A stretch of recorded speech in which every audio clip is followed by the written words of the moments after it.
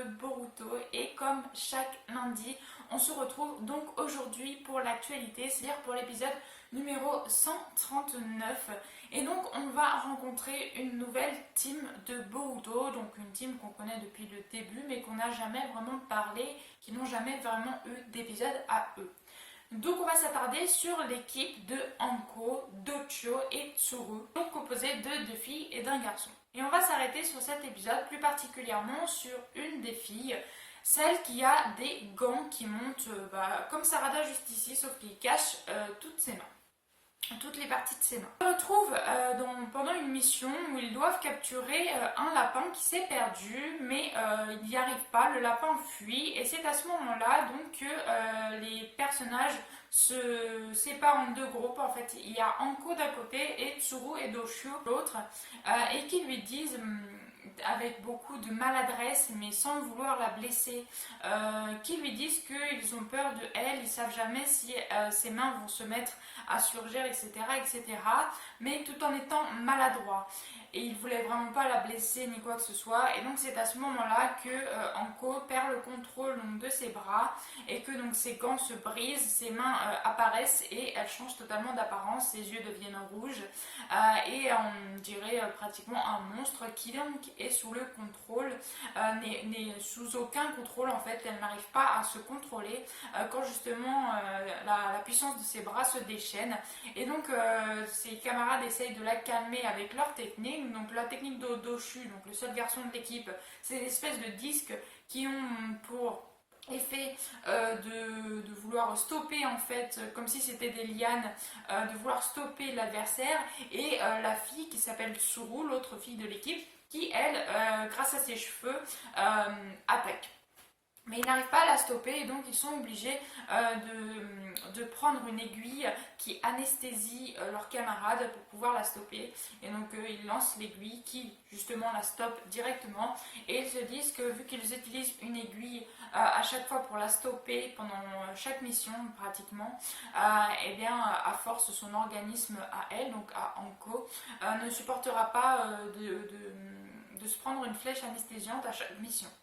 Également donc le générique, dont le générique de début, je voulais en parler un petit peu puisqu'il a un petit peu changé, simplement les couleurs ont changé, il n'y a plus Naruto petit et Jiraiya, cette fois-ci ils ont juste mis Naruto mais adulte, qui va pareil manger des nouilles pendant le générique avec son fils. Donc j'ai trouvé ça bien, l'interférence donc avec le petit arc qu'on avait avec Naruto enfant également, et puis là l'arc est terminé. Par contre ce que j'ai pas aimé dans le nouveau générique si je puis dire, c'est le changement de couleur, parce que toutes les couleurs ont changé, tout ça. Ça me rappelle beaucoup le scan où en général les couleurs de couverture des chapitres changent de couleur, et ça j'aime pas personnellement, j'aime vraiment pas, j'arrive pas à m'y faire, et voilà, c'est pas du tout mon truc.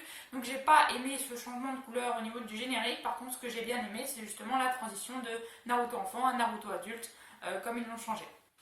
Donc, voilà, petit point sur l'opening qui a très vaguement changé. Ensuite on retrouve l'équipe, donc il y a l'épisode et on se rend compte que les bras de Anko c'est une invocation qui lui vient de sa famille, une invocation de possession.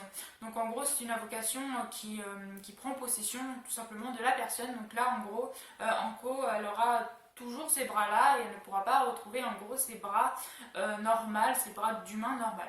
On apprend également qu'ils ont envoyé, que Anko a envoyé, sans le vouloir bien sûr avec ses bras, leur ancien sensei à l'hôpital, et que du coup il va leur en être attribué un nouveau.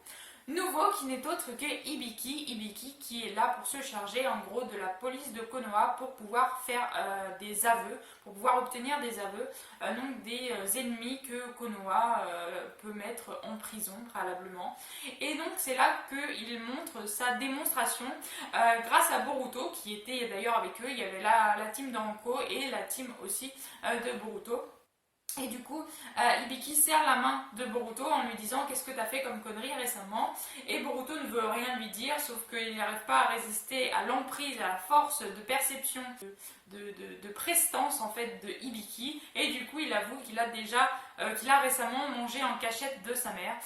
Donc voilà, Boruto n'a pas tenu le coup. Donc à Hibiki, on voit bien que voilà, il est fait pour obtenir les aveux d'autrui.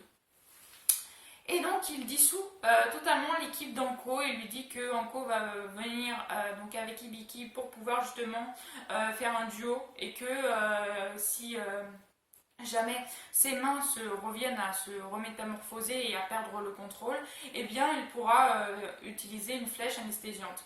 Et en fait les compagnons ne sont pas vraiment d'accord puisque ça peut nuire à son métabolisme, à sa condition physique, et que c'est pas bien de s'en servir, il faut vraiment s'en servir au dernier abord. Et Hibiki, en gros, il s'en fout, il dit qu'ils vont bientôt avoir un autre sensei et une nouvelle coéquipière ou un nouveau coéquipier pour leur équipe, mais que, en gros, Anko ne reviendra pas dans leur équipe. Elle va servir donc pour les recherches de police de Konoha. Ensuite, ce qu'ils font, c'est que Doshu et Tsuru vont se rendre avec l'équipe de Boruto pour aller voir un film d'horreur, pour essayer donc de canaliser leur peur. Et en fait, la seule qui a eu peur pendant ce film d'horreur, c'est Sarada. Voilà, donc un petit peu pourquoi j'ai mis le cosplay, mais aussi parce qu'on la voit pendant l'épisode et puis que ça change aussi de Boruto, parce que je porte énormément Boruto, donc je voulais changer un petit peu. Donc bref, il n'y a que Sarada qui a peur de ce film d'horreur. Donc ensuite, il les emmène tous les trois, donc la team de Boruto les emmène tous les deux chez une bête féroce. Donc ils se disent que s'ils côtoient une bête féroce, ils n'auront plus peur d'Anko et qu'ensuite ils pourront calmer ces espèces de crises en mission. Donc voilà, donc ils sont terrifiés devant la bête, etc., etc. Et le soir passe, donc ils sortent de cette espèce de zoo et ils se rendent compte qu'il y a un petit chat dans la ville, dans Konoha, et ils veulent l'approcher. Donc ils l'approchent tous les deux, sauf que le chat a un moment de recul et il s'enfuit. Donc ils se demandent pourquoi est-ce qu'ils lui font peur, et ça c'est une petite parallèle justement à ce qui se passe avec Anko. Anko qui donc elle est avec Hibiki. Hibiki qui lui dit qu'il est là pour qu'elle essaye de se contrôler et que bah, si elle ne se contrôle pas, elle sera obligée d'utiliser donc cette fameuse aiguille, tout ça. Et que je ne sais plus trop pourquoi, mais en gros, dans ce que Hibiki il a dit, ça a mal fait réagir Anko et directement, justement, elle perd le contrôle et ses bras sortent et sa tête change complètement d'apparence et elle perd le contrôle. Et c'est à ce moment-là qu'Hibiki se rend compte qu'un rien va déclencher justement ce non-contrôle sur justement l'invocation de possession qu'elle possède. Et donc Hibiki, qui a remarqué que Anko s'était enfui en fait sans qu'il ne puisse rien faire, se rend directement donc à Konoha. Ils n'étaient pas très loin, ils étaient dans l'espèce de forêt, de parc de Konoha. Donc il se rend à Konoha et il dit qu'en gros il va essayer de sceller cette espèce d'invocation de Anko, mais que s'il n'y arrive pas, il lui coupera les bras, et puis voilà, comme ça ils seront débarrassés. Et bien sûr par-dessus il y a Tsuru et Doshu qui arrivent et qui remarquent que Hibiki a pour intention de vouloir couper les bras de leur coéquipière, donc ils ne comprennent pas ça du tout et ils veulent suivre Hibiki pour savoir comment ça se passe et pour essayer de raisonner leurs camarades. Donc ils se rendent dans la forêt, là où ils la retrouvent. Donc elle est totalement hors de contrôle. Hibiki se fait attaquer, plaqué contre un arbre, en essayant bien sûr de protéger les deux coéquipiers de Anko. Et c'est à ce moment-là que Tsuru et Doshu décident de prendre sur eux et de dire qu'ils n'auront plus jamais peur de leurs camarades.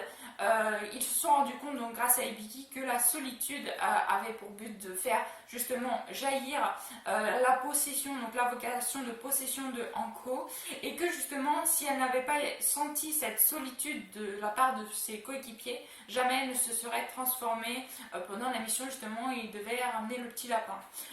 Et que c'est justement parce qu'elle était triste, elle était seule, elle ressentait de la solitude, du rejet suite à la peur de ses camarades, qu'elle se transformait et qu'elle n'avait pas du tout la possibilité de justement se contrôler. Et donc à ce moment-là, il y a ces deux camarades qui lui disent qu'ils n'auront plus jamais peur d'elle, qu'elle peut venir, ils les attendent, que c'est leur coéquipière, qu'elle ne peut pas leur faire de mal, qu'ils ont confiance en elle, et que c'est à ce moment-là qu'elle jaillit sur eux, donc elle les charge mais elle n'arrive pas donc à donner un coup à ses camarades puisqu'elle se met à pleurer en son fort intérieur, même si elle est là comme si elle était un démon. Et elle se calme comme ça progressivement, et justement donc elle ne les a pas attaqués parce que elle s'est rendue compte donc que ses copains ne voulaient pas qu'elle se sente seule, qu'ils ne voulaient pas lui faire peur en gros, et que elle ne leur ferait plus jamais peur, qu'ils n'auraient plus jamais peur d'elle. Et c'est à ce moment-là donc, que la team se retrouve et qu'elle arrive à se calmer instantanément dans les bras donc, de ses compagnons. Ça, le lendemain, donc bien sûr, ils partent en mission, cette fois-ci avec Hibiki comme chef, bien sûr, donc tous les trois. Et on s'aperçoit donc que Anko sait parfaitement, maintenant que tout ça s'est passé, elle sait parfaitement contrôler ses bras. Et donc ce qu'il se passe, c'est que justement, il y a cette fameuse mission, comme au début de l'épisode, avec le lapin qu'il faut qu'ils aillent chercher parce qu'il s'est perdu. Et sauf que là, il est face à un ours panda, hein, comme on a déjà vu dans Boruto. Et cet ours panda veut le tuer, le dévorer, le manger. Et donc ce qu'ils font, c'est qu'ils les attaquent à trois, c'est-à-dire que Doshu, lui, il lance ces espèces d'anneaux qui ont pour but de neutraliser l'ours. Et ensuite le lapin, vu qu'il a eu peur, il a sauté et c'était au niveau d'une falaise. Et donc on a Tsuru avec ses cheveux qui rattrape le lapin, sauf que elle est tombée elle également de la falaise, mais c'est Anko qui là va sauver sa camarade et bien sûr le lapin avec ses bras, puisqu'elle contrôle ses bras, donc ça y est, elle peut s'en servir, elle n'est plus ou moins un fardeau sans ses bras quoi.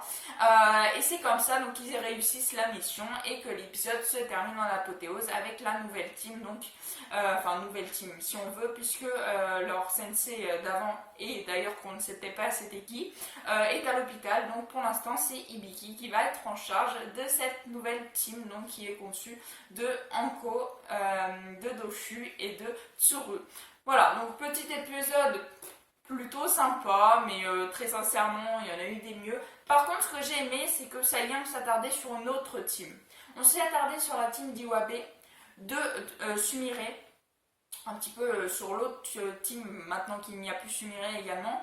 Là, on s'attardait sur une nouvelle team qu'on avait vue, bien sûr, pendant quelques épisodes, pendant qu'ils étaient à l'académie, mais qu'on n'avait jamais vraiment vu à l'œuvre. Et ça, personnellement, j'ai beaucoup aimé le fait qu'ils s'attardent sur une autre équipe, parce qu'ils étaient plusieurs, hein, il n'y avait pas que les 4 teams principales, quoi. Donc ça, vraiment, j'ai beaucoup aimé qu'on s'attarde sur eux. Peut-être qu'on aura d'autres épisodes avec d'autres teams, il me semble qu'il y avait encore d'autres. Ah si, ils avaient fait aussi un épisode sur la team de celui qui ressemblait un peu à Kakashi, je me souviens plus trop de son nom. Voilà, ça j'avais bien aimé parce que ça changeait un petit peu de team, on voyait les capacités des autres gaming de la même promotion que Boruto, et ça personnellement j'aime bien l'idée.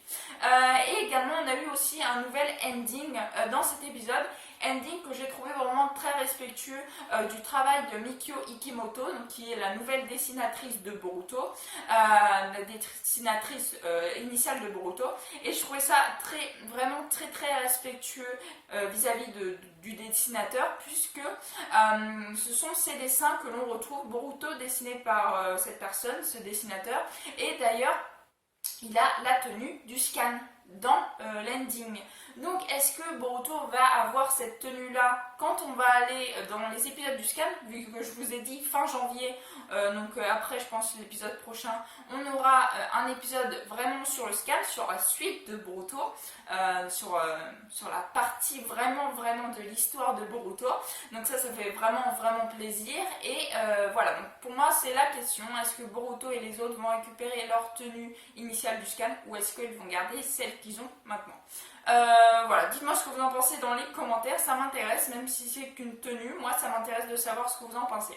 Donc voilà, en tout cas j'espère que vous aurez aimé cette vidéo. Si vous avez aimé, n'hésitez pas à liker, à commenter, à partager et à vous abonner, ça ferait vraiment très plaisir. Je vous souhaite une excellente fin de journée, portez-vous bien et moi je vous dis à la prochaine. Ciao ciao.